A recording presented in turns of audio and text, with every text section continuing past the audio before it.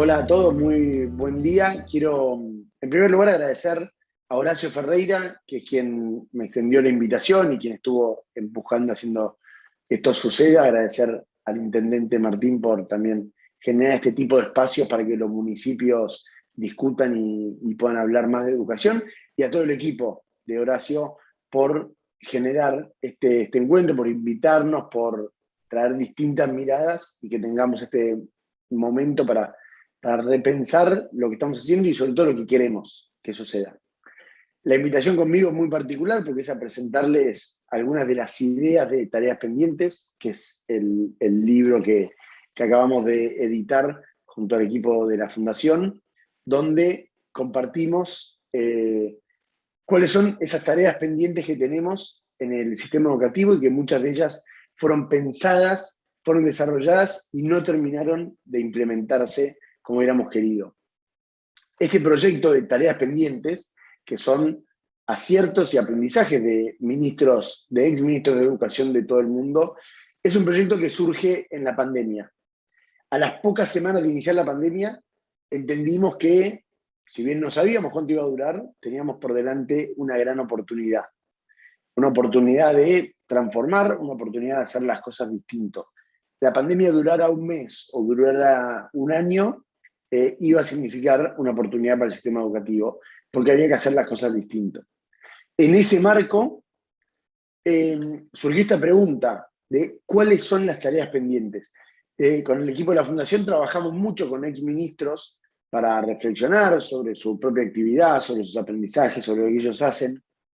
Y ahí es que decidimos preguntarles, ¿qué tarea les quedó pendiente en su tiempo, en su paso por el ministerio, que capaz hoy tenemos oportunidad de llevar adelante? Esa es, si se quiere, el foco central del libro. Es entender qué es lo que no habían hecho por alguna razón, pero querían hacer, y entender si hoy era el momento de hacerlo. Todos habían asumido el Ministerio de Educación con ganas de transformar, con ganas de renovar la educación. Habían acertado muchísimo y les habían quedado cosas por hacer. Tener esas cosas claras nos permite pensar el futuro de una manera distinta. Por eso empezamos con algunas conversaciones. Yo lo cuento en la introducción del libro, empezamos hablando con David Coulthard, que fue ministro de Educación de Zimbabue, para preguntarle, David, ¿cuáles son las tareas pendientes? ¿Qué es lo que te quedó? Fue muy ordenado, nos contó las reformas que él había planteado y cómo muchas de ellas eran escalonadas. Había que hacer un diagnóstico, había que probar si funcionaba determinado proyecto para después poder escalarlo. Y él nos contaba que había llegado hasta cierto punto y que le hubiera gustado poder seguir en esa dirección. Y también algunas reformas que implicaban, luego de haber aprendido lo que había que hacer, reformas legislativas. Él tenía un proyecto de ley que estaba por impulsar y no pudo terminar. Entonces, muy interesante poder conocer esas experiencias y a partir de eso plantear una agenda común. Ese fue el desafío, esa fue la pregunta con la que iniciamos este proyecto.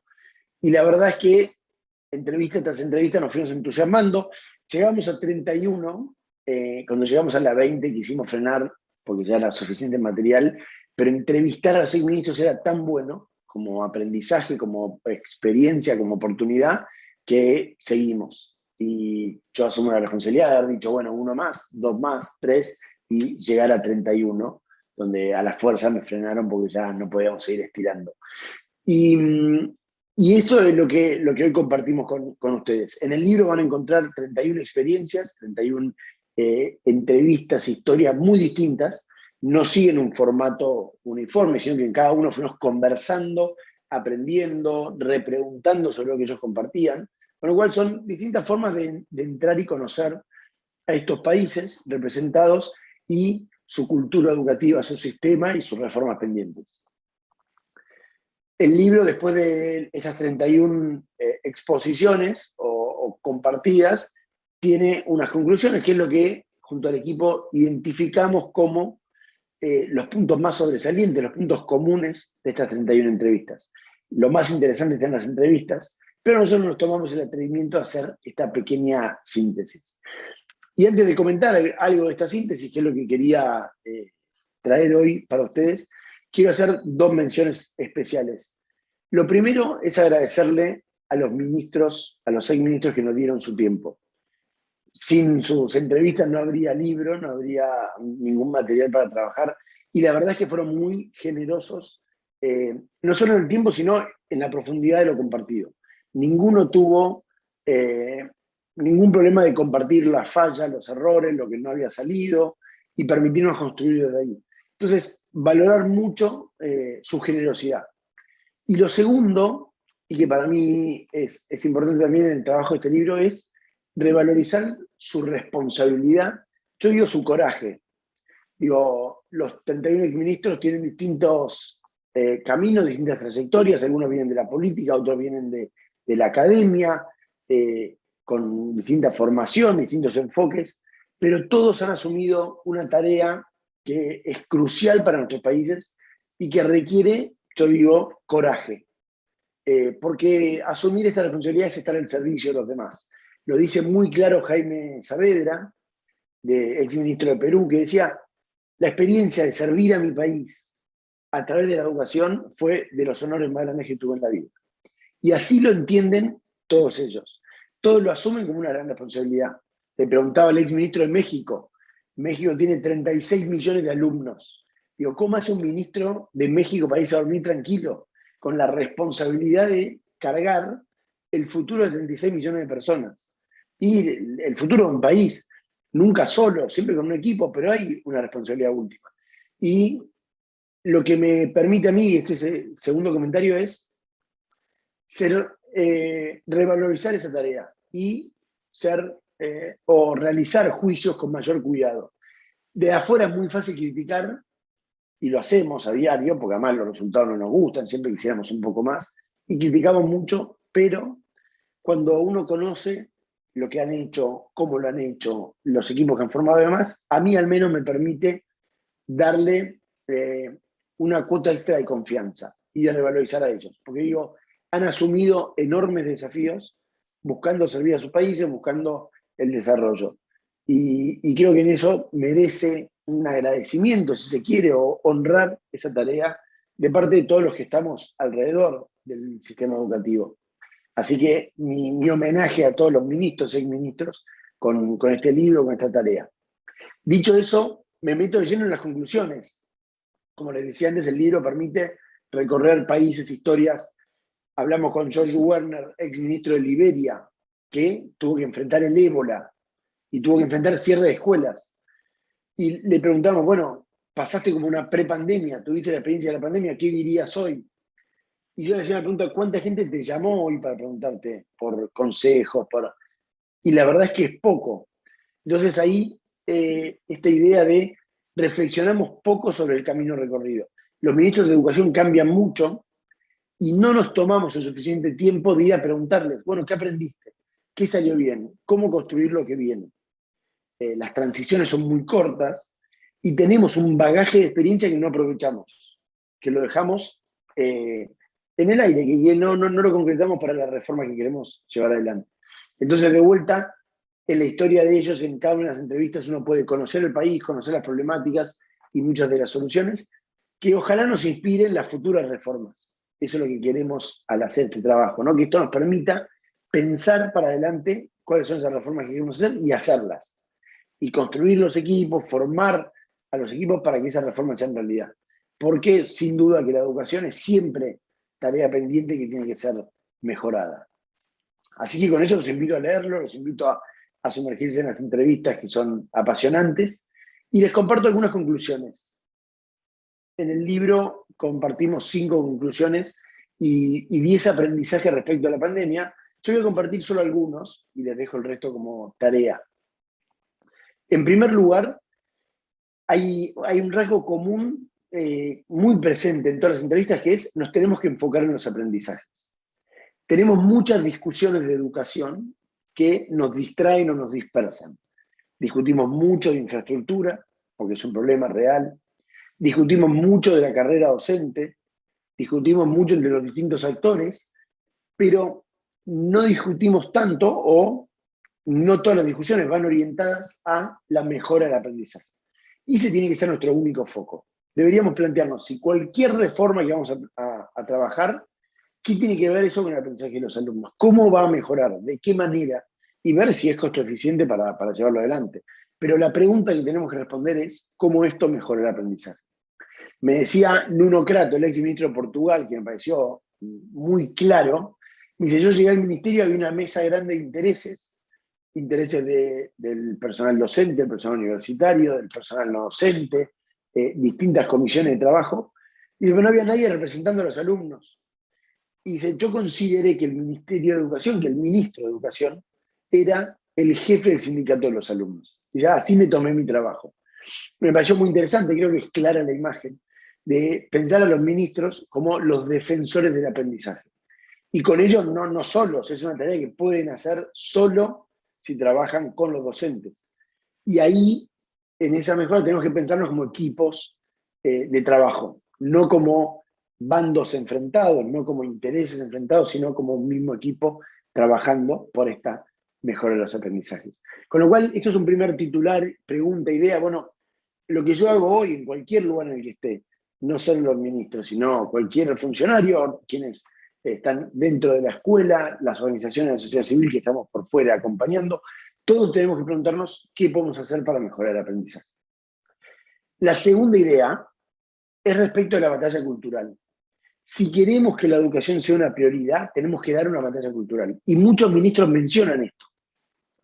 Algunos dicen haber dado esa batalla, otros lamentan no haber alcanzado más, pero tiene que ver con que prioricemos la educación como sociedad.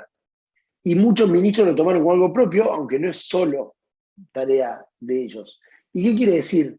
Quiere decir que trabajemos juntos, que la educación sea una prioridad, no solo para los docentes, que lo es, no solo para las familias, sino para los medios, para las industrias, para el gobierno, que como sociedad, por eso es una batalla cultural, decidamos priorizar la educación, decidamos poner la educación como nuestra primer meta, como un desafío que queremos responder, al que le queremos dar una respuesta inmediata y de largo plazo.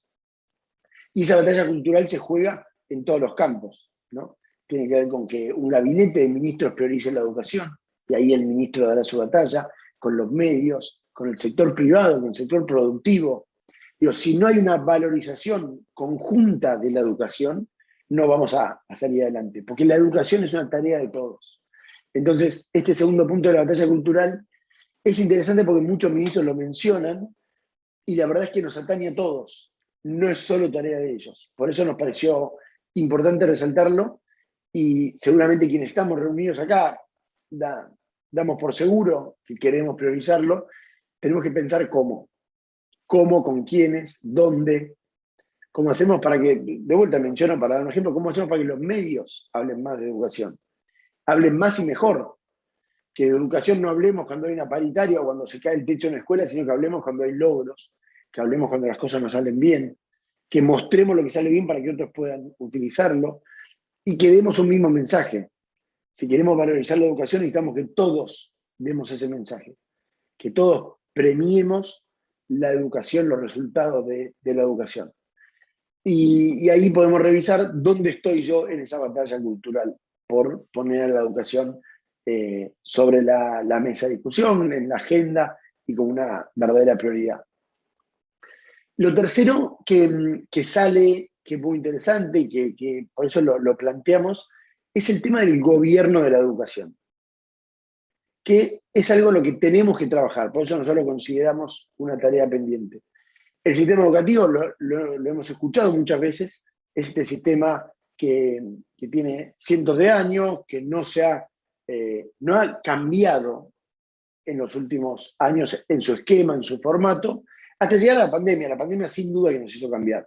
Hace 30 años que hablamos de innovación, ahora en la pandemia innovamos, hicimos todo de maneras distintas. Y por eso queremos aprovechar para que en ese gobierno mejore algunas de las cosas de fondo, ¿no? Lo que tiene que ver con lo estructural. En primer lugar, hacemos una distinción que en español es muy clara. Nosotros hablamos de políticas educativas, pero para la política también tiene la connotación de la pelea política, de la coyuntura política. En inglés, esto se distingue en dos palabras, policy y politics. Uno es la política y otro son las políticas, podríamos decir en español, ¿no? Las políticas educativas, trazamos metas de formación docente, de desempeño, Y después está la política. Hay que acordar con los actores para que eso suceda. Eso que en inglés está separado y que para nosotros está junto en una sola palabra, es un tema que tenemos que discutir. ¿Cómo hacemos para que la política sostenga políticas educativas a largo plazo? Y eso no siempre pasa. En educación en particular, sufrimos cambios permanentes de ministros. Los ministros de educación duran en promedio en América Latina 2 años. Perú tuvo 70 ministros de educación en poco más de 70 años. En Argentina, en los últimos 20 años, un ministro, si no me equivoco, terminó su mandato y hizo los 4 años, pero el resto menos de 4, y 4 ya es poco para pensar reformas y sostenerlas. Entonces, hay algo del gobierno de la educación que hay que repensar. En ese repensar el gobierno de la educación no tiene que ver solo con los cargos y las personas, sino con las políticas. ¿Cómo hacemos para sostener políticas a largo plazo? ¿Qué tipo de acuerdos necesitamos para que algunas decisiones se sostengan? Me decía Steve Maharey, el ex ministro de Nueva Zelanda, cuando le preguntaba por esto de sostener políticas a largo plazo y qué pasaba con los cambios de ministro, dice, yo le pido al ministro que viene después que yo, que mire todo lo que hice y que elija al menos una cosa para sostener. Y él se reía, me decía como, no hice todo mal. Porque cuando llega alguien tiene que criticar lo anterior y construir así. Bueno, ojalá pueda salvar algo de lo que hice. Y en ese rescatar, darle sostenibilidad. Bueno, ¿qué hacemos en la Argentina para que algunas de las reformas tengan sostenibilidad en el tiempo? ¿Qué tipo de acuerdos requieren? Tenemos un Consejo Federal que funciona, que trabaja con todos los ministerios provinciales, pero ¿cómo hacemos para que para tener planes educativos o un plan que pueda trascender a los mismos ministros? ¿Qué tipo de acuerdo necesitamos para que eso suceda? Se podría pensar que los ministros tengan mandatos más extensos que los propios gobiernos, que haya acuerdos. Hay mecanismos, no todos funcionan. En muchas de las provincias de nuestro país, el Senado aprueba a los ministerios para que haya un acuerdo político, pero todavía tenemos ahí una tarea pendiente de darle sostenibilidad, previsibilidad y cierta mirada de largo plazo. Porque ningún cambio de fondo en educación se puede hacer en 2 meses, en un año y medio. Y al año y medio cambiamos de ministerio, entonces los cambios que habían empezado vuelven para atrás y vuelven a empezar. Y eso tiene un costo altísimo. Tiene un costo altísimo en la transformación. Con lo cual, en el gobierno de la educación tenemos algo para revisar. Sin duda que tenemos que hablar de evaluación en el gobierno, evaluar lo que nos pasa en el sistema educativo, pero evaluar también las políticas educativas que estamos implementando. Y es un tema pendiente. Tanto recambio no permite, porque evaluar requiere, por un lado, la pausa, hacer la pausa, la reflexión, y por otro lado, el largo plazo. Porque si no hay largo plazo, es imposible hacer mediciones. Cuando cambiamos las evaluaciones, la forma, lo que estamos implementando, nada de eso tiene continuidad. Entonces, una evaluación de nuestro sistema, poder trabajar con datos, requiere que haya sostenibilidad en la política. Y eso nos lleva a pensar el gobierno de la educación de una manera distinta. Y por último, quiero poner un título, compartir algo para que sigamos pensando, que es una pregunta recurrente que conversamos con los exministros, que es el tema de la autonomía escolar. En pandemia hemos visto que las escuelas reaccionaron de la noche a la mañana de manera muy distintas, donde los directivos tuvieron un rol fundamental en ordenar la escuela, en empujarla para adelante, en desafiar a muchos de los docentes, en acompañar. Todos los directivos tenían no solo que preocuparse por los chicos, sino por sus equipos y por docentes que estaban más o menos afectados por la pandemia. Entonces, cuando vemos el impacto, digo, no hay un impacto sistémico en la educación, sino que hay mucha variación entre las escuelas. Uno visita un mismo barrio en cualquier punto de la Argentina y ve que escuelas muy cercanas reaccionaron muy distinto. En parte porque la pandemia nos tomó todos por sorpresa, entonces no nos llegaban los protocolos. El ministerio diseñaba una respuesta, pero la escuela ya tenía que responder de inmediato. Y muchos de esos protocolos, y con sentido, le daban libertad a la escuela de tomar muchas decisiones. Ahora la escuela, tomando esas decisiones, optaba o lo hacía de manera muy distinta. Y estoy seguro que cuando miremos, si contáramos con los datos, el impacto en la educación, en el aprendizaje de esas distintas escuelas, vamos a ver que estos directores excepcionales que están preparados, que tienen intacta su vocación de empujar para adelante, de hacer que las cosas sucedan, van a tener una mejor respuesta y un mejor alcance en este tiempo. ¿Y qué quiere decir? Que tuvieron la autonomía, la posibilidad de maniobra, de acción, distinta tal vez a lo que había antes, para operar de una manera mejor. Entonces nos tenemos que plantear un sistema educativo contemporáneo que responda a las necesidades de hoy, tiene que tener mayor autonomía, flexibilidad, porque la realidad es muy cambiante y podríamos mejorar. Con un sistema de autonomía viene también un sistema de regulación, de supervisión, de acompañamiento, que nos podría ayudar a potenciar nuestro sistema educativo. Entonces, así como las escuelas tuvieron autonomía, algunas respondieron bien y otras capaz no como era esperado, analizar eso nos puede también ayudar a que haya más justicia, incluso en los recursos. Digo, que los ministerios, por ejemplo, con mayor grado de autonomía, puedan acompañar a las escuelas que más lo necesitan. Los ministerios no pueden acompañar a todas las escuelas por igual. Entonces hay muchas escuelas que capaz requieren menos asistencia, apoyo, y otras más. Y para lograr esta justicia, este desarrollo pleno, hay que enfocar distinto. Para enfocar distinto necesitamos datos, necesitamos saber dónde estamos, y también la posibilidad de darle más autonomía a quienes pueden, por decirlo de una manera, correr solos o avanzar solos con más agilidad.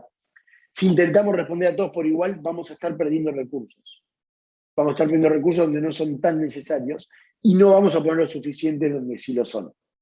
Entonces, el gobierno de la educación y este punto de la autonomía van muy de la mano y nos tienen que permitir aprender de lo que pasó en pandemia y animarnos a arriesgar a pensar un modelo distinto.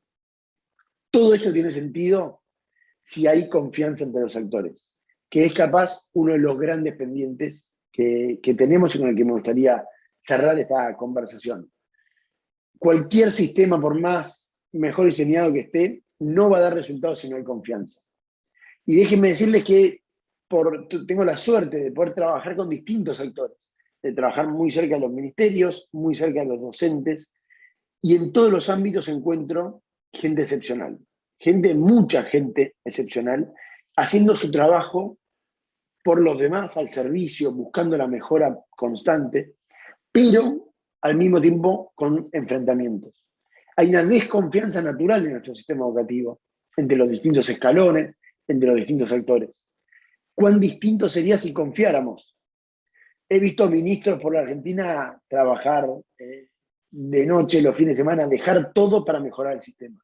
Y he visto docentes dejar todo en el aula, abrir escuelas los sábados para ayudar a los alumnos a compensar, a alcanzar los aprendizajes. Quiero decir, esfuerzos que van mucho más allá de la tarea.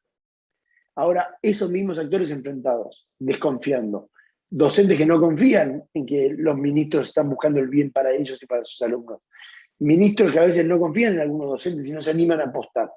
Bueno, ¿qué pasaría en la Argentina si confiáramos? Si la tarea educativa sería una tarea en equipo, donde ministros, docentes, sociedad civil, trabajáramos juntos de verdad, articuladamente. Si en las distintas provincias, hablo del sector social también, de las fundaciones, si lográramos juntarnos para trabajar de manera conjunta. Cuanto más eficiente sería nuestro trabajo, cuanto mejor resultado. Sin duda que requiere más esfuerzo, sin duda que construir confianza requiere tiempo, hay que dedicarse tiempo, hay que sentarse, hay que repensar lo que hacemos, hay que salir de la zona de confort para hacer las cosas distintas, para escuchar, aprender de otros. Pero a la larga, ¿cuánto mejor nos iría? Y creo yo que sin un sistema basado en la confianza no tenemos destino, esto no va a salir adelante.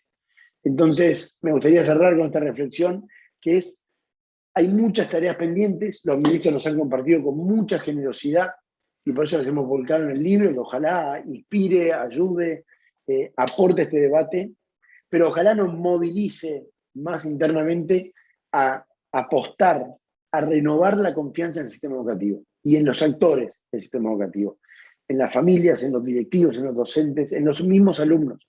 Tenemos que volver a confiar que los chicos de la Argentina son el futuro, son quienes nos van a sacar adelante y son a quienes tenemos que darle toda esta energía, toda nuestra apuesta es con ellos.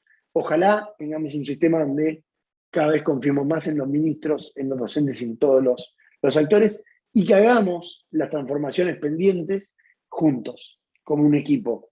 Porque es verdad que estamos trabajando en esto con una misión común, con un objetivo común, y a veces nos falta hacer una pausa en esta corrida que vamos para adelante, frenar, mirar al costado y juntarnos, aliarnos, generar trabajo conjunto, trabajo de equipo, donde nos distribuimos tareas y volvemos a mirar para adelante.